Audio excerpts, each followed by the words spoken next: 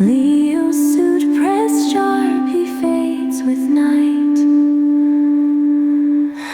Mobster dreams and whispers in the fray. Spirits of the past can never stray. Oh, in Greece where wise men gather near, philosopher tales spun clear and austere. Leo's mind navigates through endless thought, echoes of his wisdom never caught. Past lives. Leo's third past life, the Bootlegger King, 1920s on 30s America. Time period, the minor mining 20s and 1930s were a time of stark contrasts in America. The Carnizo roaring 20s brought glitz, glamour and rebellion, while the sham Great Depression that followed plunged the nation into despair. The Buyum Free of Swords reflects the heartbreak and loss of the era. Families torn apart by poverty, dreams shattered by economic collapse, and the violence of organized crime. The Waoxin Six of Swords Reversed captures the Qingyun stagnation and struggle to move forward, as people clung to the hope of better days while drowning in hardship. Leo's life.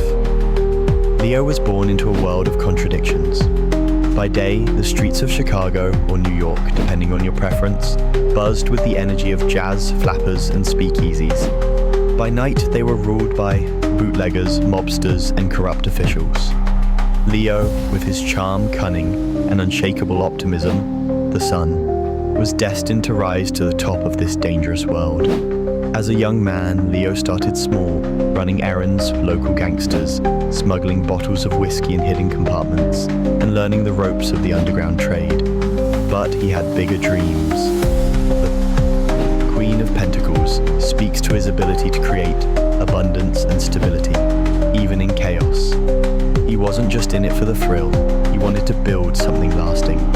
By his mid-20s, Leo had become a kingpin of the bootlegging trade, controlling a network of speakeasies, distilleries, and distribution routes. Leo's empire was built on the cleverness and resourcefulness. Seven of Swords. He outsmarted rival gangs, bribed law enforcement, and always stayed one step ahead of the authorities. But his success came at a cost. The King Free of Swords loomed over his life, a reminder of the betrayals and losses that came with the territory.